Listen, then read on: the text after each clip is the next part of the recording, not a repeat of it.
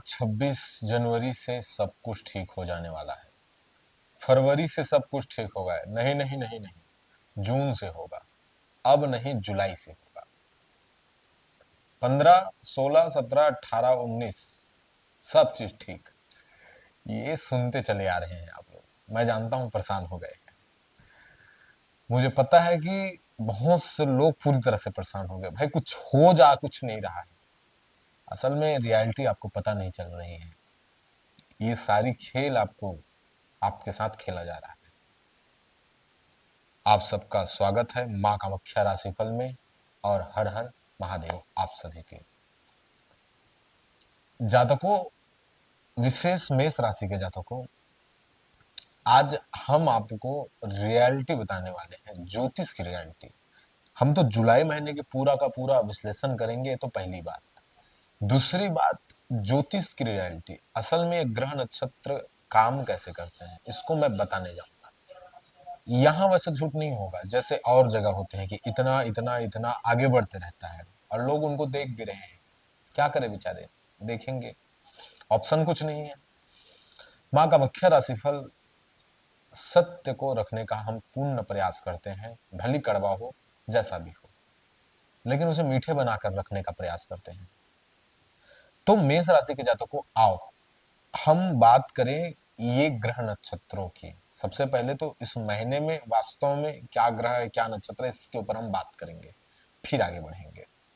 मेष राशि के जातकों, सबसे पहले हम बात करेंगे आपके स्वास्थ्य के विषय में। स्वास्थ्य के बारे में बात करेंगे तो इसको बड़े ध्यान से सुनिएगा। मैं ग्रह नक्षत्रों का बिल्कुल सात्विकता और उजागर करने वाला हूँ, उसे सात्विकता चीजों को बताने वाला हूँ और उजागर करने वाला हूँ। मेष राशि के जातकों को आपके स्वास्थ्य की हम बात करें तो मेष राशि में जुलाई के महीने में 12वें भाव में शनिदेव विराजमान है। 12वें भाव में विराजमान है तो पैरों से रिलेटेड आपको कहीं ना कहीं चीजें देखने को मिल सकती है। अब ये जो पैरों से रिलेटेड चीजें हैं उनको खुद को भी संभालना पड़ेगा। शनिदेव कर्म प्रधान देव है, परेशानी आएगी, झेलना पड़ेगा। अब इनसे अगर इन समस्याओं से भागोगे तब और परेशानी बढ़ेगी। इस बात को याद में रखना। शनि की दृष्टि दूसरे भाव में होने के कारण, दूसरा भाव दांत का भाव है, दांत से रिलेटेड जो चीजें हैं आपको झेलनी पड़ सकती हैं। शनिदेव वक्रीय स्थिति में भी आने वाले हैं, उसके ऊपर हम वीडियो तो बनाएंगे ही, लेकिन अभी 7.5 का प्रथम चरण मेष राशि में आपकी राशि में चल रहा है, इसलिए ज्यादा प्रभावशील रहेगा। अब ये जो ग्रह नक्षत्र का जो आपका दुष्प्रभाव आपको देने वाला है ना, एक बात याद रखना, वो आपको तबाह करने नहीं आया है। वो कर्म ही है जो आपको आबाद और बर्बाद करेगा। तो ग्रह नक्षत्र या ज्योतिष को किसी भी प्रकार के दोष आप सभी ना लगाए दर्शक जन, और ज्योतिषोचार्यों से भी निवेदन कि वो ऐसा हेर फेर ना करे कि लोग कंफ्यूज हो जाए और उनकी आस्था ज्योतिष से ही टूट जाए। ये ज्योतिषाचार्यों को भी समझना है और आप सभी दर्शकों को भी समझना है, दोनों को समझना होगा। बहुत से तो ज्योतिषाचार्य मेरे ही वीडियो पे आ जाते हैं और मुझे ही गाली आने लग जाते हैं। मैं जब ये ज्योतिषाचार्य कह देता हूँ, पता नहीं क्यों मुझे गाली देने लग जाते हैं। ठीक है, वो भी ठीक है। अब हम आपकी शिक्षा की बात करें, जुलाई महीने के मेष राशि वालों शिक्षा की बात करें। शिक्षा में क्या है, तो पंचम भाव में केतु उपस्थित है जो मन को चंचलता प्रदान करेगा। शिक्षा की बात, चंचलता प्रदान करेगा, वो शिक्षा से काटने का प्रयास करेगा। कौन? केतु। और वो वास्तविक शिक्षा देगा, इस बात को याद में रखना। पढ़ाई कोचिंग को लेकर के आप बार बार बदलाव महसूस करेंगे, मतलब यहाँ मैं ये कर लूं कि मैं वो कर लूं कि उस कोचिंग में जाऊं। नहीं नहीं, वो कोचिंग सही है, ऐसा बच्चे बच्चे लोगों का ऐसा बन सकता है। माता पिता अगर सुन रहे हैं तो ध्यान से सुनिए। लेकिन वो आप यंगस्टर हैं या तो फिर आप बच्चे हैं, कोई भी रहे, तो क्या है कि ये जो केतु है वो आपको ओरिजिनल ज्ञान देगा। ओरिजिनल ज्ञान क्या है? ये दुनिया ओरिजिनल ज्ञान है। ये समाज से पड़ा हुआ ताना, इस समाज के भीतर जो हीरा बन के चमक रहा है वो असल में कोयला है। उसे जो जान गया वो असल ज्ञान पा गया। केतु असल ज्ञान देता है, तो वो आपके ज्ञान को बढ़ाएगा, लेकिन असल दुनियादारी देगा। और जो इंसान दुनियादारी नहीं समझा ना, वो कितना भी पढ़ ले, वो डब्बा का डब्बा रहेगा। इसलिए केतु गलत नहीं है, कोई भी ग्रह यहाँ गलत नहीं रहेगा, आपके सोचने का तरीका गलत और सही निर्णय लेगा। ठीक है, अब हम आगे बढ़े तो प्रेम और वैवाहिक जीवन को देखें मेष राशि के जातकों।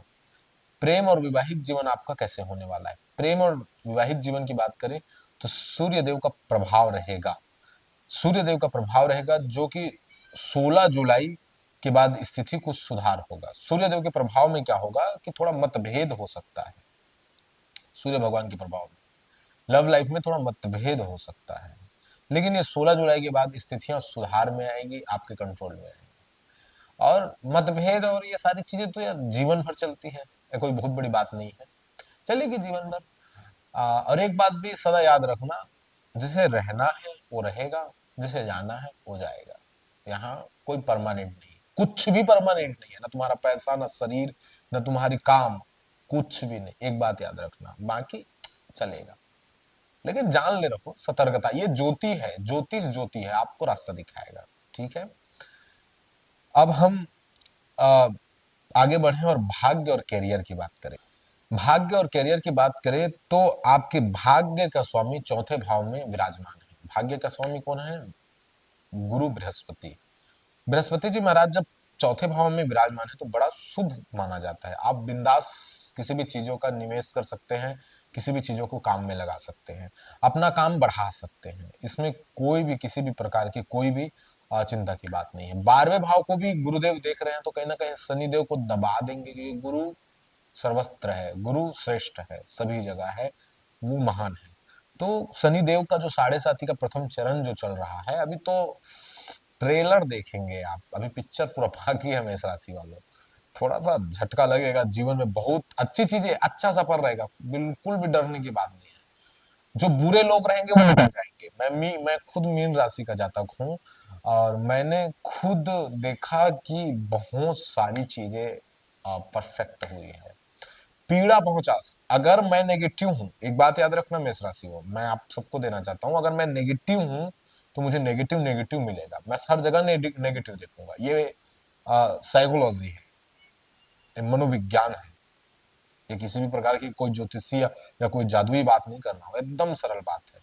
आप नेगेटिव देखेंगे तो नेगेटिव नेगेटिव देखेगा, अगर आप पॉजिटिव देखेंगे तो पॉजिटिव पॉजिटिव देखेगा, और पॉजिटिव होगा।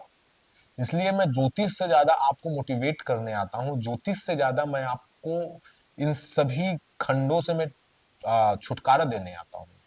ज्योतिषाचार्य तो बहुत है, लेकिन ज्योतिष के साथ अगर कोई आपको मोटिवेट कर दे, सकारात्मकता से भर दे, तो बड़ी शुभता की बात है। मेष राशि के जातकों, कैरियर की बात करें तो 12वें भाव को देख रहे हैं तो कैरियर कहीं ना कहीं वहां लाभकारी चीजें होगी, और आपके करने के ऊपर है, ये सारी चीजें लाभकारी होने वाली। शनिदेव आपके 12वें भाव में विराजमान है, तो 12वें भाव में विराजमान है तो अभी आप थोड़ी सी चीजें देख सकते हैं, खर्चा देख सकते हैं, पैसे की बिल्कुल कमी दे सकते हैं। 12वें भाव में विराजमान है तो आप हॉस्पिटल का थोड़ा दौड़ा लगा सकते हैं, या अपने लिए नहीं सही दूसरों के लिए जा सकते हैं। ठीक है, ये सारी चीजें आपको देखने को मिल सकती है। बुध जो है 7 जुलाई से वक्री हो जाएंगे और तीसरे भाव में जाएंगे, तो व्यापार के लिए बड़ा अद्भुत समय है। व्यापार करना चाहते हैं मेष राशि के जातकों को, बुध जो है आपको सही रास्ता देगा, बिल्कुल आनंद के साथ आप व्यापार कर सकते हैं, बिल्कुल खुशियों के साथ व्यापार कर सकते हैं। मेष राशि के जातकों को मैंने समझाने का प्रयास किया कि ये सारी चीजें जो है आपके कर्म के अनुसार आपको फल देने वाली है। जितने भी ग्रह हैं, अगर शुभ अशुभ है तो उनको आप टाल सकते हो, उनको आप रोक सकते हो। कर्म प्रधान विश्व रचि राखा, जैसा कर्म रहेगा वैसा आपको फल मिलने वाला है। एक कर्म प्रधान है और एक कर्म से ही विश्व का निर्माण हुआ है। जस कर्म कर ही तस फल चाखा, जैसा आप कर्म करोगे वैसा फल आपको मिलेगा, और वैसा ही ग्रहों का निर्माण होता है। इस बात को याद रखना, भाग्य भी आपके कर्म के अनुसार होता है, और नियति भी आपके कर्म के अनुसार बनती है। अच्छा, कभी ध्यान दियो, अगर आपको कोई चीज चाहिए रहता है वो तुरंत नहीं मिलता, लेकिन आप शिद्दत से उस चीज को चाहे रहते हो तो कभी ना कभी मिलता है, लेकिन मिलता है। ऐसा होता है, बहुत से लोगों से होता है जो अंदर से चाहते हैं। तो वो आपका भाग्य बन जाता है, वो चाह जो है। तो भाई वो तुम्हारे कर्म के अनुसार है। अगर तुमने किसी से छुटकारा चाहा, अगर अपनी पत्नी से छुटकारा चाहा, अपनी प्रेमिका या प्रेमी से छुटकारा चाहा, तो वो होगा और तुम्हें छुटकारा मिल जाएगा। और फिर बाद में फिर रोओगे। ये तुम्हारा ही कर्म था। इसलिए सोच समझ करके सोचो, सोच समझ करके करो, तो ग्रह तुम्हारे साथी रहेंगे, ग्रह तुम्हारे दुश्मन नहीं बनेंगे। आशा है कि आप सबको सारी चीजें समझ में आई होगी। सरल ढंग से मैंने समझाने का प्रयास किया मेष राशि के जातकों को। मेष राशि के जातकों, अब हम आपसे विदा लेंगे इससे पहले आप सबको बता दें कि ये कुंडली और जो हमने आपको अभी समझाया, ये कुंडली जो आपके व्यक्तिगत होता है उनसे बिल्कुल अलग है। एक करोड़ों लोगों की बात है, मैंने जो आपको अभी ग्रह के अनुसार बताया कि ये हो सकता है, ये हो सकता है। आपका पर्सनल बिल्कुल अलग हो सकता है। इसलिए आप अपना पर्सनल कुंडली विश्लेषण करवा सकते हैं। साथ ही साथ माँ कामाख्या की कृपा से हम तंत्र का परामर्श भी देते हैं। तांत्रिक चीजों के लिए भी हम आपको परामर्श रास्ता बताते हैं। तो आप हमारे डिस्क्रिप्शन पर नंबर आपको मिल जाएगा, आप हमसे संपर्क कीजिए और संपर्क करके आपकी जो समस्या है उनका समाधान अवश्य माँ भगवती की कृपा से होगा, यही आशा है। अब हम आपसे विदा लेंगे और मिलेंगे दूसरे वीडियो में दूसरे तरीके से। जय माँ कामाख्या, हर हर महादेव।